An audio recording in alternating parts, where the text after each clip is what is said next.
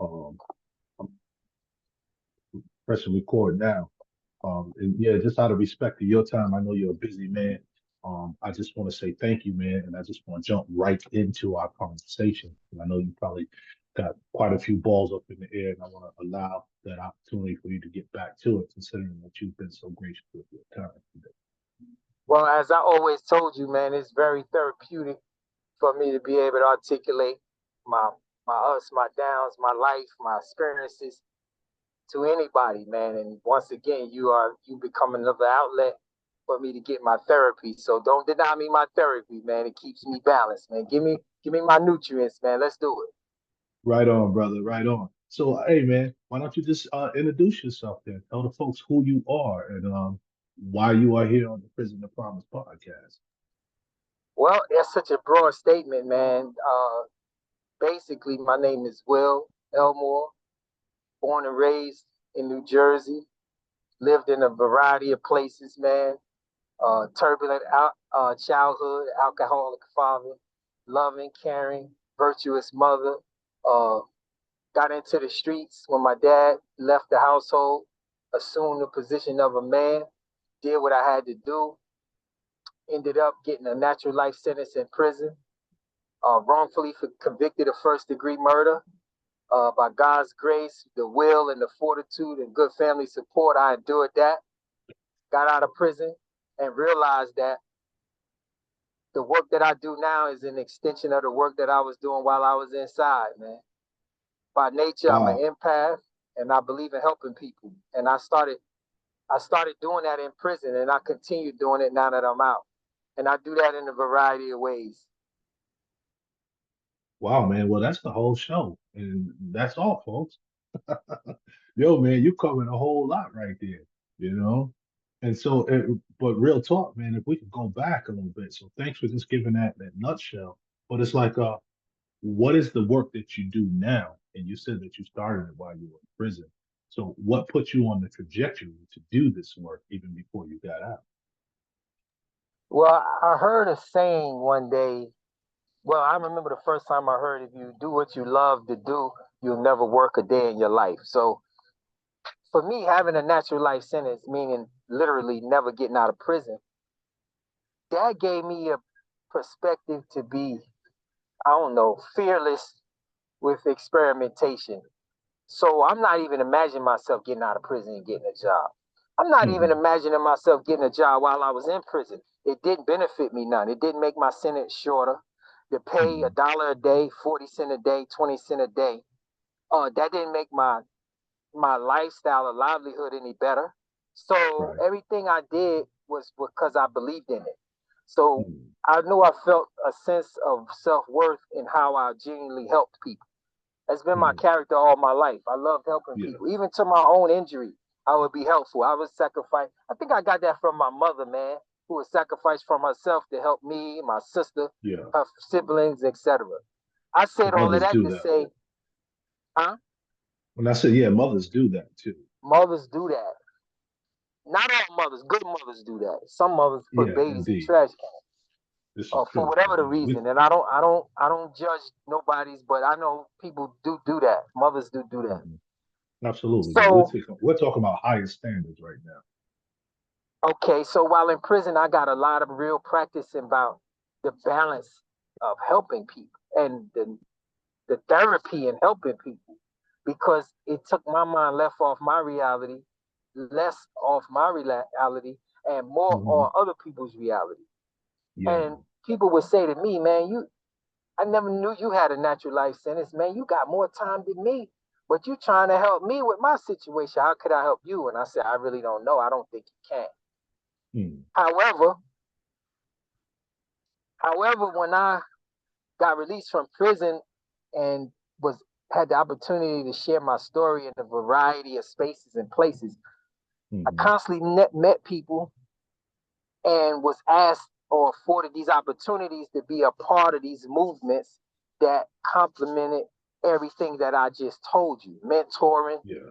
counseling, Yeah. assisting, directing, instructing, etc. Peer Hmm. support specialist, which is I'm a certified one. Yeah. I've started my own business as a fitness trainer, helping people. Okay. Yeah. And Always currently, help. I own a landscaping company, and I love hiring. Uh, I love being a second chance employer, hiring Yeah, people that man. have been just as involved with coming out of recovery. Again, help, right? Help Again, help again. exactly. Yeah. Yeah, yeah, yeah. And so, you have this helping spirit, man, this helping mindset. How do you think that contributed or yeah, how do you think that contributed or played a part in you getting locked up in the first place? Wow, you asked the right question, man. Again, to get right to it, man, a friend of mine was in a situation where he couldn't help himself. And Hmm. in my attempt to help him out, I got implicated in a drug deal that went terribly wrong. Somebody got shot, and I was implicated as the trigger man. Hmm. And I was so dejected and confused about why me. I went on the run for about Yeah. 18 months, which didn't help Hmm. my presumed innocence. Oh, Right. why did you run if you were innocent? So when I finally Hmm. got arrested by the FBI and extradited back to North Carolina, I had to face legally these that question over and over again in a myriad of forms that kind of led to a trial. And when I took the stand and told them what happened, they still found me guilty and gave me a natural life sentence. And it was Wow. all predicated on me trying to help a friend that was in a situation where he couldn't help himself. Hmm. And again, there it is, help. I remember when I was incarcerated, an OG told me once. He said, "Man, sometimes helping folks get you killed, man. You know, sometimes you just gotta walk away, get caught up, with folks, But I learned it the hard way as well. You know? But something else that comes to mind too, and that is because you mentioned, you were on the run and you're feeling dejected and whatnot. So I started thinking about emotions, and I'm like, well, if this brother got wrongfully convicted, you had to be bitter. That's what I'm saying in my head. What was your feelings, man? Like, what were the emotions you were going through when you first got it incarcerated? How did you work through those to get to the point to Well, being able to bitter was cope an with understatement. Man, I was bitter times 100 square. I was it? angry. I Hmm. was bitter. I was mad. I was confused. Man, I was suicidal, man. I told my mother after I got sentenced and I went to process at Central Prison in K&O Dog, which to me looked like one of those Chuck Norris missing in action movies where I was Yeah. underground with people that I didn't speak the language. I didn't Hmm. know what they looked like, and they had one leg and one eye and one arm, and they looked like they had been down in this abyss of a place in the Hmm. world that nobody knew existed. That's how that space in Central Prison felt like. And as I'm talking to you, I could hear the door open, electric door, metal door open and close behind me, and that's the Hmm. end. That was my end, and it was like a big tomb. And my first visit post my conviction and my sentencing was with my mother, and I told her Hmm. matter of factly, I couldn't even hold my head up, man. She was like, "Why won't you look at me? You know, you behind the glass. It's not no Yeah. con. You can't touch anybody. You don't get to feel the Non-contact. warmth. No." And I told her, I said, "Mom, I'm not happy here." I said, "Man, I'd rather die than live the rest of my life here." I had no idea that there were other prisons you go to. I thought Central Prison was the beginning and the end. And I said, Hmm. before I get a state the satisfaction of leaving me here for the rest of my natural life, I'd rather die. I'd rather check off. If I Yeah. found the right concoction of pills, I'm going to take them. And I just hope I don't wake up. Yeah. And for my mother to hear me say that was strange because I'm so full of life and energy. I'm 21. I think I'm immortal, man. How many 21? I don't know about now. They say some 21-year-olds say, I don't think I'm going to make it to see 25 because of the way they live and the level of violence. Me Yeah. at 21, I never imagined not living to see 25 or 35 or 45, etc. But Yeah. man, something about this guy who happened to be white sitting above me with a black robe on telling me that I was going to spend the rest of my natural life behind a Hmm. cage. Something about that rubbed me so deeply. I said in defiance, I would take my own life before I allow you to take it that way. Hmm. That's heavy, man. That's real heavy. Thanks for sharing. Damn. So at what point, man, did you start to make a turnaround or come up and began to fight for your life, your sanity, and make sense out of your existence? Well, in the depth of my earnest prayer and crying out to God, I began to discover that if I don't realize how to see past my own suffering Hmm. and identify and embrace the suffering of others, I was going to consume, I was going to suffocate myself. I was going to get my wish granted. I was going to take my own life slowly but surely. Hmm. My my grandparents were an example of loving someone so much that you don't want to live without the other person. When my grandfather died, my grandmother literally said, I'm not going to be here long. I don't want to be in this world without him. That My grandmother was the closest person on earth to me, and I'm an empath by nature. That Yeah. taught me a lesson when I was told by a stranger that the rest of my life didn't matter anymore and I was going to be in prison. I began to die inside, and I didn't want it to be slow and arduous Damn. and drawn out. I wanted it to be immediate. Yo, this is my life, man. I'm not, who are you to tell me how my life is going to turn out? No, Right. man. I Oh, wanted it to be immediate. So the turning point for me was when my mother said to me, after she heard me, she asked me to look her in the eye and she said, promise me one thing. And I said, nope, please promise me one thing. She asked me a couple of times. And when I finally looked up, she said, promise me that as long as I fought for your freedom out here, you'll fight for yourself in there. And I didn't answer. She said, oh, come on, come on. And I said, yes, okay. And here I am today. Now I had to figure out what that meant for me because my mother wasn't in prison during that time. She was experiencing it with me, but she right. wasn't actually doing it. Right. She wasn't behind the walls. She wasn't having her body cavities checked and all. I understand. So she started pumping me with literature, lots of books on struggle, on suffering, on endurance. Along with that, I'm doing my own spiritual journey, trying to find out, man, what's the meaning of my life? Yeah. I'm tired of hearing about everybody else's meaning of their life. What's the meaning of my Yeah. life? And I Yeah. discovered something. I Mm. realized that it was truly better to give than receive. Because every time I helped a man write a letter home, every time I Uh-huh. helped a man figure out, man, how to fill out a sick call, every time I helped a man discern and decipher his judgment papers, every time I helped the man figure out what time it was visitation, every time I helped the man discover what he was looking for, Yeah. man, it was like working out. The weight on the bar got a little bit lighter. Mm. And then I got mad about that process because I said, man, I'm not trying to get real good at carrying the burden of prison. I ain't trying to get good at that. No. Yeah. So I was in conflict with myself. And Mm-hmm. I began to understand the power of enduring hardship, the gift in that. Now, I don't Yeah. welcome it. I don't jump in it. I don't bring it on Yeah. myself.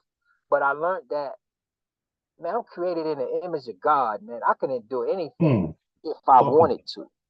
Yes, sir. If I wanted to, Yes, was it? sir. You know, I tell this story when I'm doing my public speaking. I say some animals die in captivity. I don't care Uh-huh. what kind of beef, pork Mm-hmm. you feed them. You could brush their fangs. You could give them a Yeah. shampoo they coat. You could clip Mm-hmm. their nails. You could put AC in their cage. You could feed them Mm-hmm. the best foods you could find. And one day, when all of the spectators come to the zoo, old Sally the lion is dead, and we Mm-hmm. don't know why. And they Yeah. do the autopsy, and they come to find out died of natural causes. I know Mm. why the animal died because the animal knows it's not supposed to be in captivity. That was Yes, sir. me. Yeah. That day and this day, I know I'm not supposed to be in captivity. And I'm Mm. always going to buck against that. That's Yeah, the man. dude I am. Yeah. It's in my ether, it's in the Yeah. fire in my spirit. I'm not supposed to be captive to nothing and nobody. None of us. None of us are. But you know it. So you don't accept it. And you know, as you shared that story, Will, I'm thinking also about how in captivity the human may not physically die, but definitely dies mentally and spiritually, so that when they do find themselves on the other side of the fence eventually, they're a hollow shell because they've died inside. And I knew, I sensed innately that I was dying. I was shrinking. I was being suffocated. I was withering away. Mm-hmm. Yo, listen, I talk about the animals a lot, man. Some animals would gnaw their own leg off and bleed to death for the sake of being free. That was Absolutely. me. Yeah. That is me. Yeah. And I embrace that about me. You better. That's you. You know, you better, right? 'Cause, I mean, we gotta love ourselves. If we don't love ourselves, nobody else gonna love us. And so, one of the things I'm thinking about also, brother, is mentorship. For you to get through the bid and to make an adjustment or transition in your mindset, I'm thinking that there was some people who mentored you on the inside as well as having the support of your mother. Can you talk about that a little bit? Yeah, man. I always was found myself more mature than my age group. So all my life, I kind of gravitated toward more experienced and older people, older whether it be in age or emotionally or mentally, spiritually, whatever. Mm-hmm. Mm-hmm. And sad to say, most of the older guys in prison told me I need to get my mind out the street and get my mind where my behind was, which happened to be in prison. I bucked Mm-hmm. against that. I said, nah, I Mm-hmm. don't want to have my mind in prison. When they call count time, I would appear and assume the position by my door, by my bunk. When they said count was clear, I left the prison mentally. Mm-hmm. And the few mentors that I did have, they were compartmentalized. They mentored me in different specific things in life. Some mentored me in how best to navigate prison. Some mentored me in how best to handle conflict resolution. So Mm-hmm. because of the life I lived in the street, peddling drugs in several inner cities, I was able to kind of pick and choose what it was I wanted to follow about a person. Uh, Mm-hmm. I want if I like Kevin Durant's jump shot, that's what how I practice my jump shot. If I like Kyrie Irving's ball handling skills, I, I would pick that apart from him, and I would have kind of implemented that to my game. So I never had that one person that it was a Mm-hmm. total mentorship. If certain aspects I appreciated in a person, I would Yeah. mimic that and implement that in my game, so to speak. And Yeah, I like that. and That's a great unbeknownst to me, I analogy. became a mentor to others. Mm-hmm. Not wanting to. I told you, not wanting to be bothered, man. When they call count, I would appear, counts clear, I'm gone. But Right. dancing to my own drum and moving in my own way, I became a mentor to other guys, and they would come to tell me that. And I kind of shunned it because I don't want to be responsible for you. Don't follow Right. my lead because at any time I could ricochet off and go do whatever else. However, Mm-hmm. my spirituality helped me appreciate that there's a responsibility in being a leader. And I've Yeah. always been that way. And the reason why I'm a great leader is because I'm twice as much the follower. Yeah. Okay. However, wisdom tells me to pick and choose who to follow. Yeah. Yeah. Wisdom. And wisdom is so important. I think we get that through living, going through our experiences, going through the hardships, as you talked about earlier, and making sense of it and not just trying to push through and get bigger, but also get wiser. So I really love that you talked on that. Yeah, I'm really enjoying this conversation. I know it's going to be ending soon. I'm already sad about it, but I know I'll see you again, inshallah.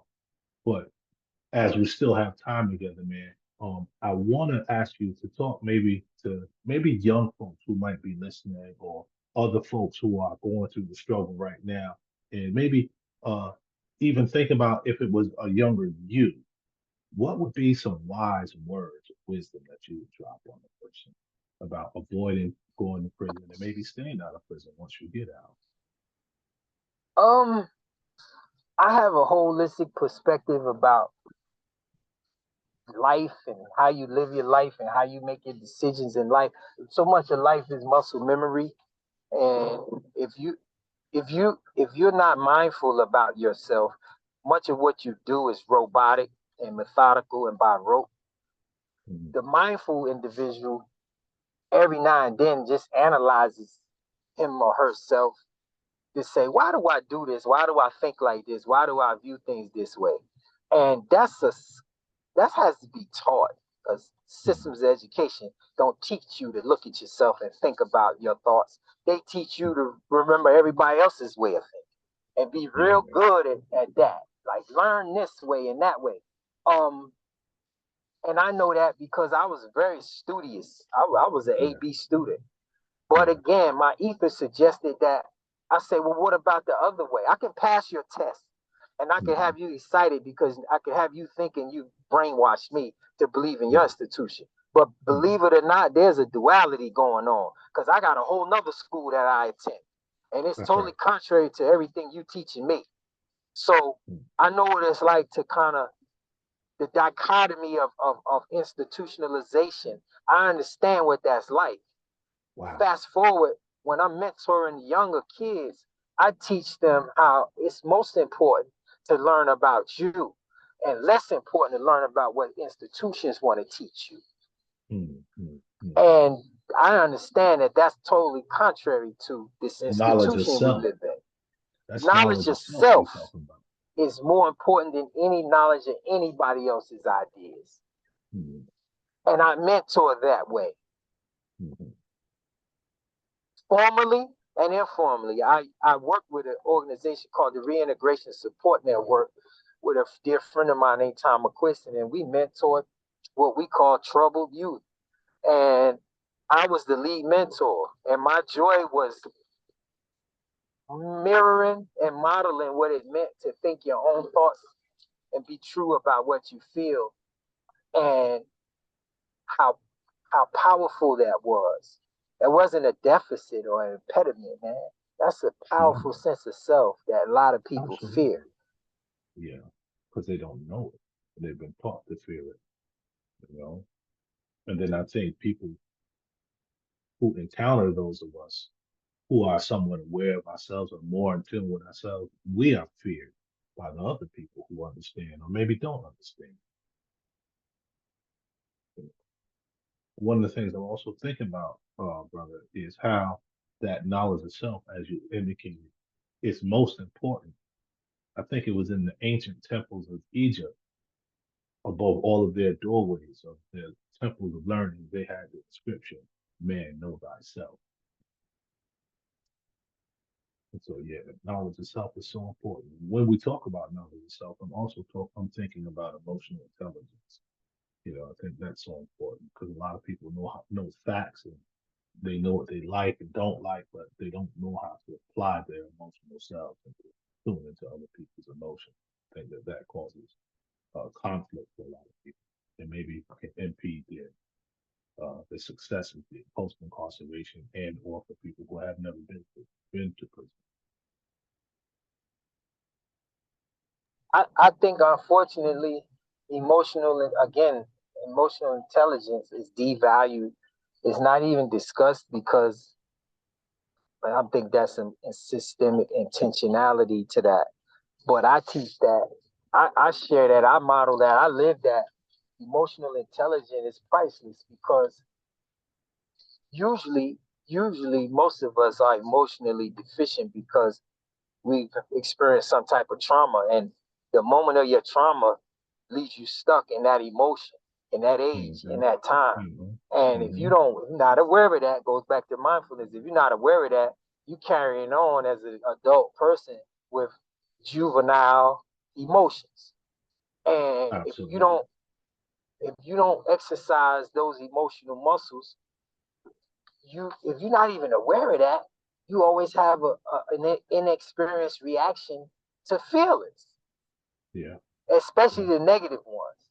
Yeah. And especially and a lot of people have gone their whole lives being emotionally insufficient or deficient. And when I'm talking, especially us black males, man, when I'm around them, and I'm always asking them about their health, man, their mental, emotional, and spiritual health. Yeah. I don't care about how many weights you lift, how many women you might have been with, what kind of car you. Like, I don't care Absolutely. nothing about that, man. I want to know about Superficial. how healthy you are emotionally Mhm. and mentally and spiritually. And like you said, and I guess both of us kind of agreed on it. A lot of people are not even aware of that component themselves, but they're more concerned with the material, the external, the oil in their car, the gas in their car, the clothes that they wear. I mean, all that stuff is important, but what's most important is you, that knowledge of self, that center of the universe, which is you. Yeah. So just with you, man, on that 100. And I think we could go on about that. But before we run out of time, I want to touch base about your book, your organization that you have with Brother Tommy, and maybe ask you to just talk a little bit about that and what your book is, what your organization is, and how people can learn more about what you're doing there. Well, Success While in Transition is the name of the business that Tommy Green and myself have created. And it's basically SWIT is the acronym. And it's a compilation of things that he and I have done that kind of describe the things that we do that have made us successful, which is incomplete because we're still living and breathing. So we're still in the process of discovering what success means. And everybody has their own definition of that. I just told you about mine. Mine is a Right. more holistic internal thing. But we have transitioned from incarceration back into society. And we did our best to kind of bottle that up and teach it to other guys and girls that are coming out. I say this again in my spiel, in my introduction. You might have been a master chess player, checker player, Scrabble player, weightlifter, whatever in prison. If you don't know how to transfer your mastery into how you live your life, then disregard your skill set that you learned in prison. Because Mm-hmm. being in prison is like a goldfish in a fish bowl in your living room. Getting out of prison is like being that goldfish in the ocean. You can navigate prison with your eyes closed if you do enough time. You know the shift, you know the vibe, you know what they got for chow, you know what time to go to bed and get up. Close your eyes repetitiously, you could do that, muscle memory.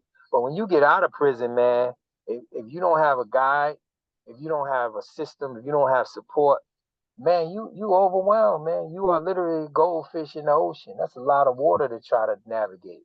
So Absolutely. You're going to Tommy get and I, consumed. man, care enough to get with guys and share that with them and say, we're here to guide you and help.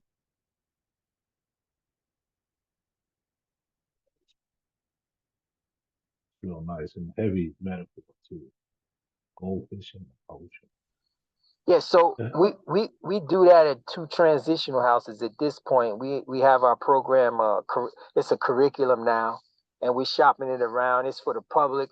Whether you've been in prison or not, man, they are so fundamentally practical to everyday life and so Mhm. challenging if a person dares to want to look within themselves, man. And my book my Right book there. is a as best it can be is just a piece of my life in a package of a book, man, that I decided to put together based on a series of hundreds of journals. While I was inside, I've been doing a lot of journaling. And I met Yeah. someone who was teaching a book club in minimum custody who said, man, that I should turn my journals into a book. And the book Yeah. is called Prison from the Inside Out. And if Mm. anybody's interested, man, Wally, you could pass my information to them and they could Yeah. talk to me directly and we could sit down Hmm. and have tea and we could really dig into the book. I don't just want to sell my book and make some money. Right. There are some things in my book that are priceless. Mm. And I want to interview the purchaser of my book because you might not be worthy of it. And I don't want to Mm. pass my pearls before swine, if you know what I Mm. mean. It's not just trying to make some money off my book. I'm a hustler. Absolutely. Yeah, I've man. been on street corners in a variety of cities. I know how to sell something to make money and have no attachment to that. I know how to do Yeah. that. That's not what I want to do anymore. I don't waste my time that way. Wow.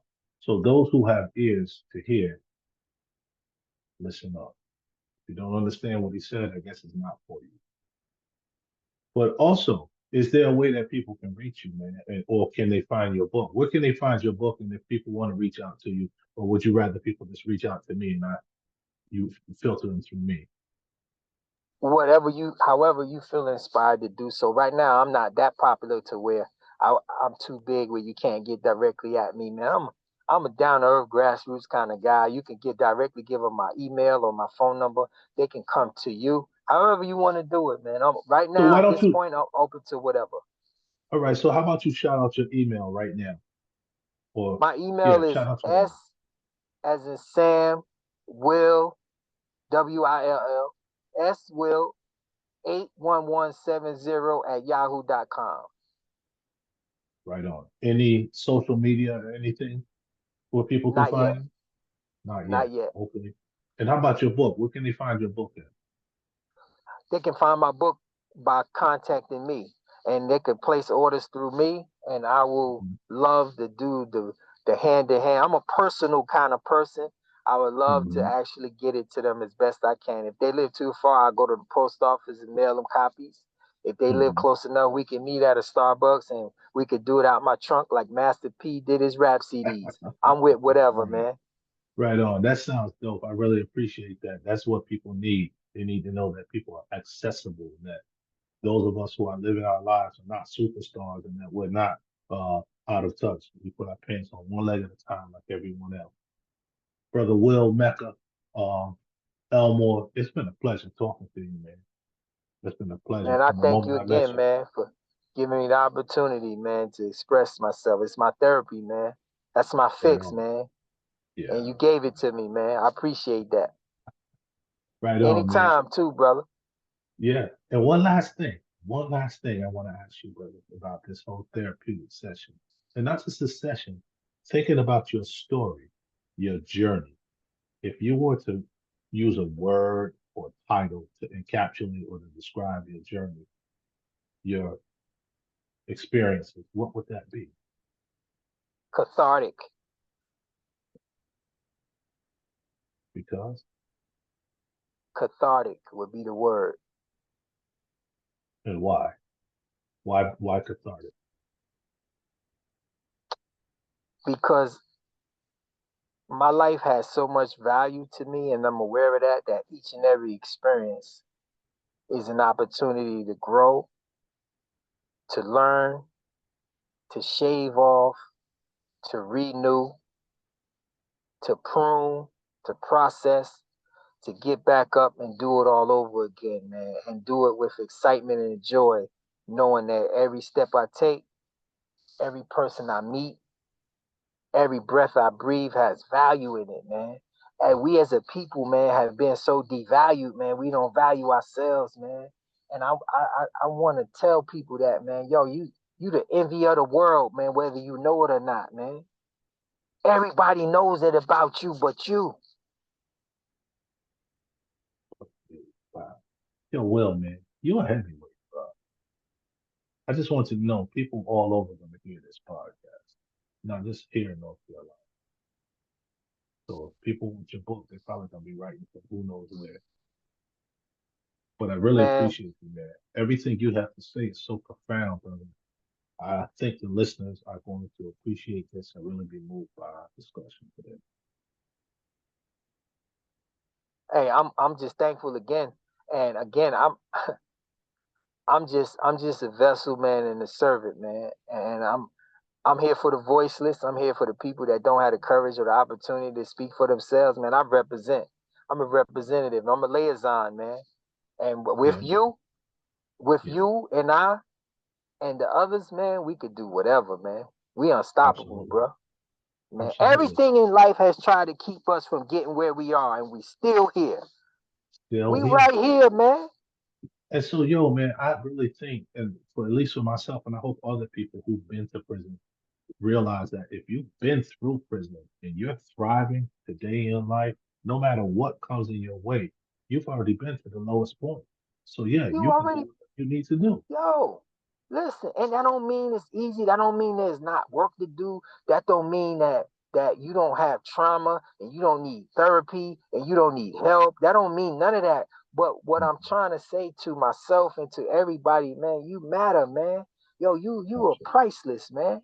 Yo, man, you the envy of the world, man. Yo, there's been an intentional consolidated systematic effort, man, to snuff me out, man. Yeah, And I'm still here. And it ain't coincidental, man. that's right. That's right. Yo, man, we could go on and on. I'm gonna call it a wrap right here, brother Elmore. Okay. Yeah, man, I love it, man. Love your insights, bro. Really do. But hey, I'm gonna reach out to you, or I'm gonna ask you to maybe send me a headshot and a micro bio if you can, when you can. I got a couple of podcasts ahead of you, so there's no hurry. But if you could send me that at your convenience, that would work. Anytime. Say no more, brother. Hey, I love you, man. We got to get together, ride bikes, do some Let's do therapeutic it, brother. stuff, walk, work out, whatever. I'm here. Love it, man. Love it, man. Love you too, brother. And let's do it. Let's make something happen soon. All right, one. Inshallah. All right, brother. Peace. All right.